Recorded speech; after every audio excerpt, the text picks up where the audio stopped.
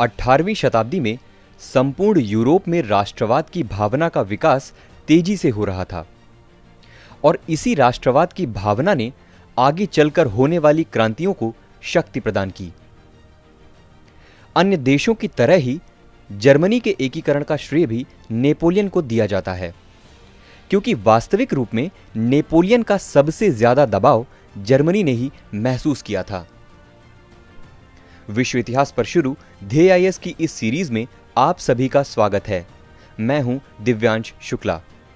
फ्रांसीसी क्रांति से पहले जर्मनी लगभग 300 छोटे छोटे राज्यों में बंटा हुआ था, जिसे नेपोलियन ने बाद में 39 राज्यों का एक संघ बना दिया था, जिसे राइन संघ कहा जाने लगा।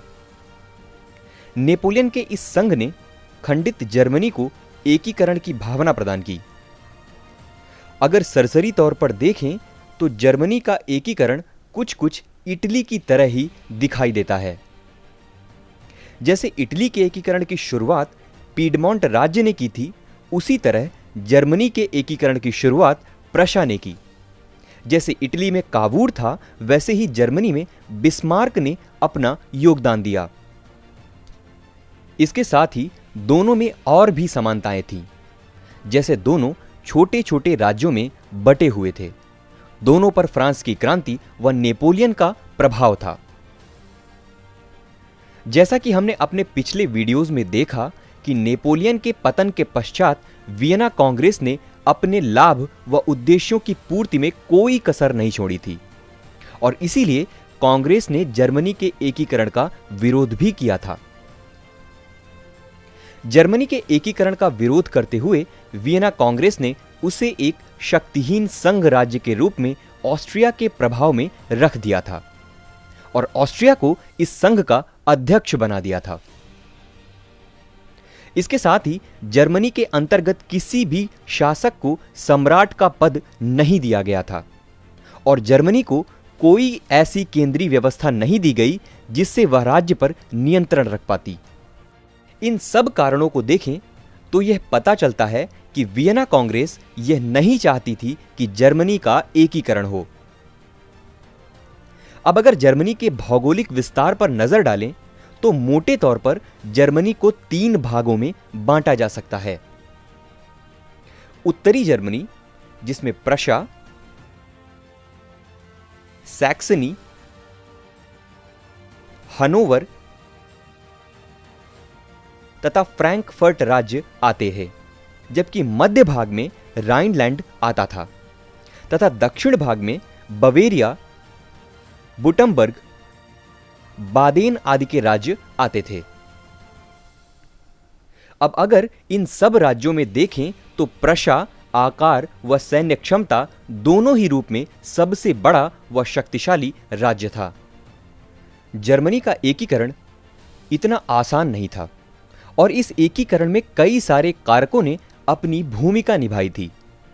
जैसे 19वीं शताब्दी में जर्मनी के जेना विश्वविद्यालय के विद्यार्थियों ने बौद्धिक आंदोलन को एक नई ऊंचाई दी थी। इन विद्यार्थियों ने एक संगठन बनाकर मेटरनिख, जो कि ऑस्ट्रिया का चांसलर था, उसकी नीतियों का विरोध करना शुरू किया। धीरे धीरे इस संगठन की शाखाएं अन्य विश्वविद्यालयों में भी फैल गईं। इस संगठन का एक ही उद्देश्य था और वह था जर्मनी का एकीकरण।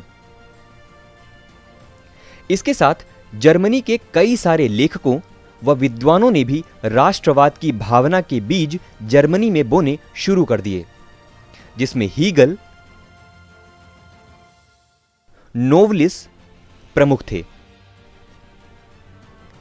बौद्धिक स्तर पर क्रांति के अलावा जर्मनी के एकीकरण में आर्थिक संसाधनों ने भी बहुत बड़ी भूमिका निभाई और इनमें सबसे बड़ा कारक था जालवरीन।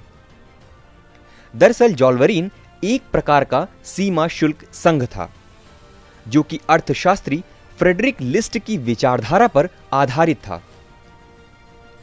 लिस्ट का यह मानना था कि यदि राज्य आपस में बिना सीमा शुल्क के व्यापार व आयात निर्यात करें तो व्यापार में वृद्धि के साथ उनमें एकता की भावना भी बढ़ेगी और उन्हें आर्थिक एकता की अनुभूति होगी।